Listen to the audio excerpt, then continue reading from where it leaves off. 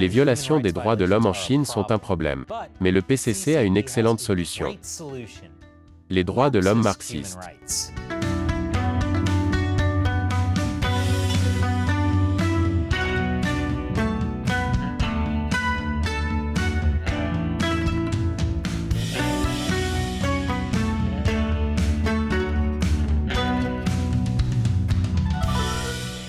Bienvenue sur Chine non censurée. Je suis Chris Chappell. Vous savez, le Parti communiste chinois est plutôt bon pour duper complètement les gens.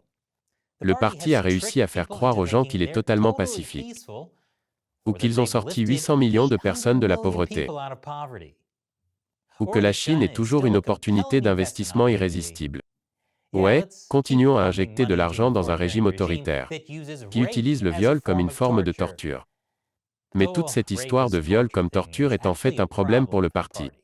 Pas dans un sens moral. Ils sont d'accord avec ça. Mais cela complique la tâche du régime chinois de convaincre les gens qu'il est temps pour la Chine de conquérir le monde. Même avec toutes leurs opportunités d'investissement totalement pacifiques. Pour une raison quelconque, il y a encore des gens qui regardent les confinements zéro Covid de la Chine et se disent, vous savez, je ne veux pas vivre comme ça. Au cours des dernières années, les pays du monde entier sont lentement passés d'une simple condamnation des violations des droits de l'homme commises par la Chine à une action concrète dans ce domaine. Comme sanctionner les officiels chinois, ou adopter des lois contre l'utilisation d'esclaves chinois, ou soutenir les personnes fuyant la répression politique à Hong Kong. Le Parti communiste chinois déteste cela. Il regrette l'époque où des dirigeants accommodants, comme Bill Clinton, étaient plus disposés à ignorer les droits de l'homme en échange d'un peu de ce doux commerce avec la Chine. Mais ne vous inquiétez pas, le Parti communiste chinois a une solution pour leurs problèmes de droits de l'homme. Le Parti communiste va devenir le meilleur en matière de droits de l'homme. Pas en changeant leurs actions. Non, ils continueront à enfermer les avocats des droits de l'homme et à les accuser de subvertir le pouvoir de l'État. Ils continueront à torturer les moines tibétains en prison. Ils utiliseront toujours des chirurgiens pour tuer les prisonniers politiques en prélevant leurs organes. Pourquoi changer vos actions quand vous pouvez changer la définition des droits de l'homme? C'est tellement plus facile. Plus d'informations après la pause. Bon retour. La Chine redéfinit les droits de l'homme. Ce n'est pas la première fois que ce genre de choses se produit.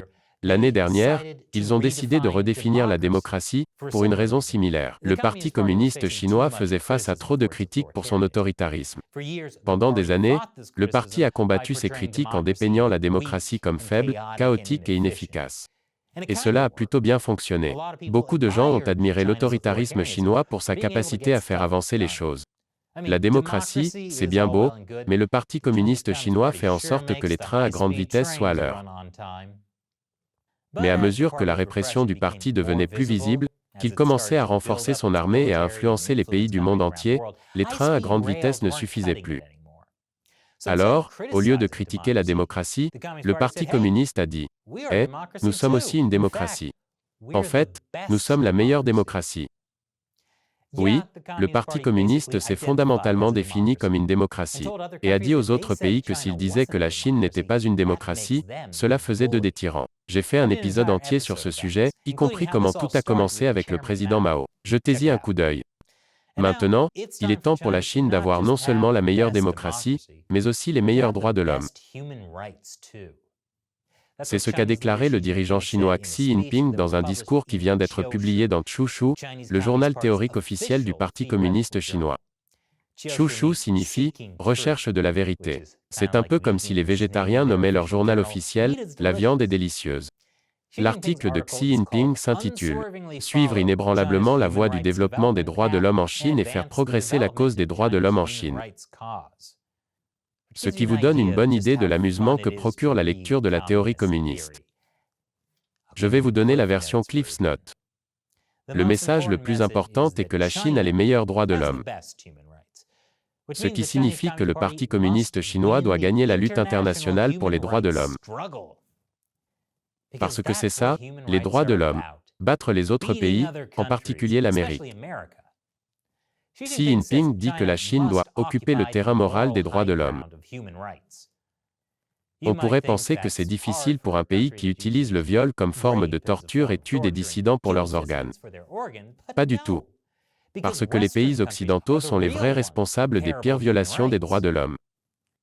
Et plus grave encore, les pays occidentaux utilisent les soi-disant droits de l'homme universels pour interférer avec la Chine. C'est la clé. Le Parti communiste chinois ne peut accepter la définition commune des droits de l'homme universels, comme la liberté d'expression, de croyance, ou même de pensée. Au lieu de cela, il entend avoir sa propre définition des droits de l'homme. Dans son discours, Xi parle des droits de l'homme marxistes, et de la manière dont le parti a combiné les droits de l'homme marxistes avec le système socialiste chinois, pour protéger réellement les droits de l'homme. Pour obtenir les meilleurs droits de l'homme, chacun doit donc suivre la direction du Parti communiste chinois. Et le parti est sur le point de faire une grande campagne de propagande sur ces excellents droits de l'homme. Par exemple en ajoutant les droits de l'homme marxistes au système d'éducation nationale de la Chine. Xi veut également créer des groupes de réflexion, des centres de recherche et des experts, pour promouvoir la version des droits de l'homme du parti. Il veut également que les médias d'État chinois renforcent l'attractivité, l'attrait et l'influence des opinions du parti. Xi souhaite également accroître l'influence du parti au sein des Nations Unies, en participant activement aux affaires des droits de l'homme de l'ONU, et en augmentant l'influence des organisations chinoises des droits de l'homme au sein de l'ONU.